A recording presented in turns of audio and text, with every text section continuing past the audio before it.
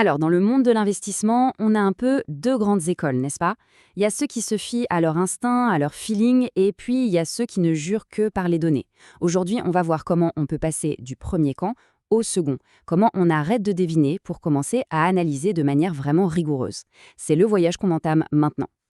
Et ça, c'est vraiment la question fondamentale. Est-ce qu'on doit suivre son intuition, écouter les bruits de couloir, les rumeurs du marché, ou est-ce qu'on doit plutôt construire une approche basée sur des faits, des tests, bref, une analyse implacable?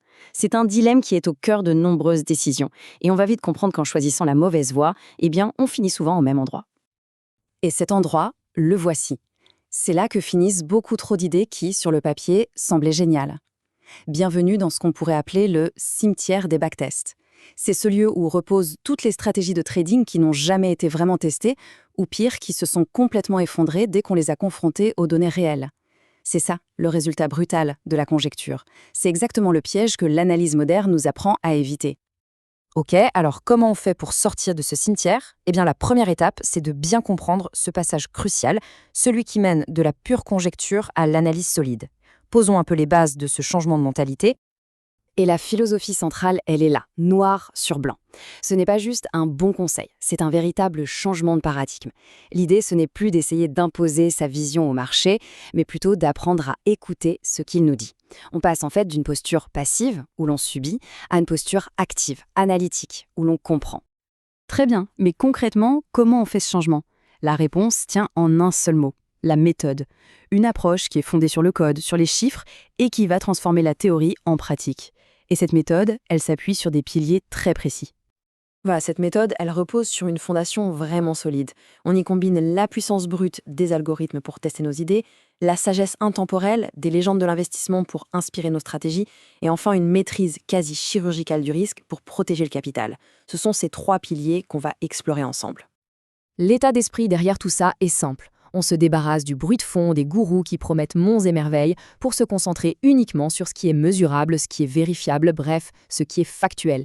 C'est une promesse de rigueur et surtout de transparence. Allez, on commence avec le premier pilier et on entre direct dans le concret, le labo des algorithmes. C'est vraiment ici qu'on passe de l'idée à la réalité, en construisant et en testant ses propres systèmes de trading. Mais avant toute chose, il faut qu'on définisse un concept absolument clé, le backtesting. En gros, c'est le processus qui consiste à prendre une stratégie et à la faire tourner sur des années de données historiques pour voir comment elle se serait comportée. C'est un peu le simulateur de vol de l'investisseur. Sans ça, on pilote complètement à l'aveugle. Et ce qui est fascinant, c'est que créer un algorithme, ça n'a rien de magique. C'est un processus logique en 4 étapes. D'abord, on apprend à penser comme un architecte, un concepteur. Ensuite, on traduit nos règles en code.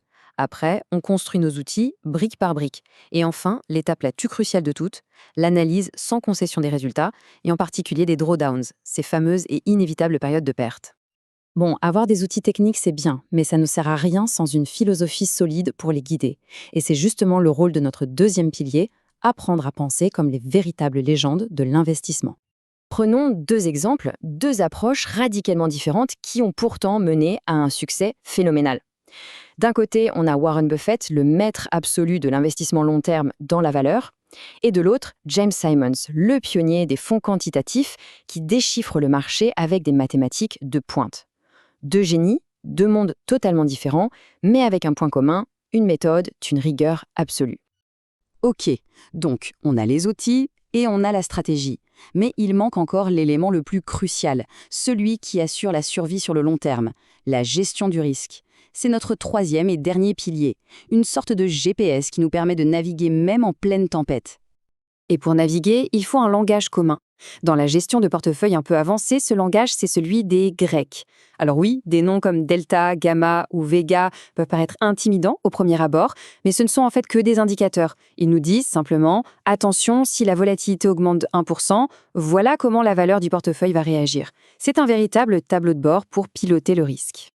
Le fait de maîtriser ce langage, ça transforme complètement un investisseur. Il ne s'agit plus de simplement subir les mouvements du marché, mais de les anticiper, de construire des portefeuilles qui sont capables d'absorber les chocs.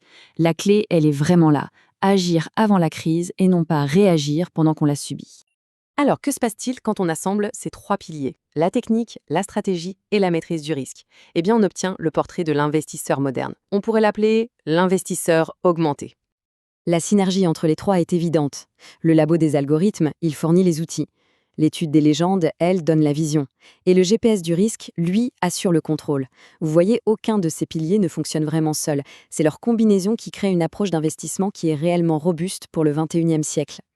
Et juste pour mesurer un peu la profondeur de cette approche, un chiffre, plus de 30, c'est le nombre de modules que les sources qu'on analyse consacrent uniquement à l'étude des légendes et à la maîtrise du risque. On ne parle pas d'un simple survol là, c'est une véritable plongée en profondeur. C'est le symbole de l'engagement qui est nécessaire pour passer de la simple devinette à la véritable expertise.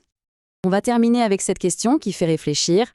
Après avoir vu l'importance de la psychologie humaine, incarnée par les légendes, et la puissance de calcul brut des algorithmes, le débat est ouvert.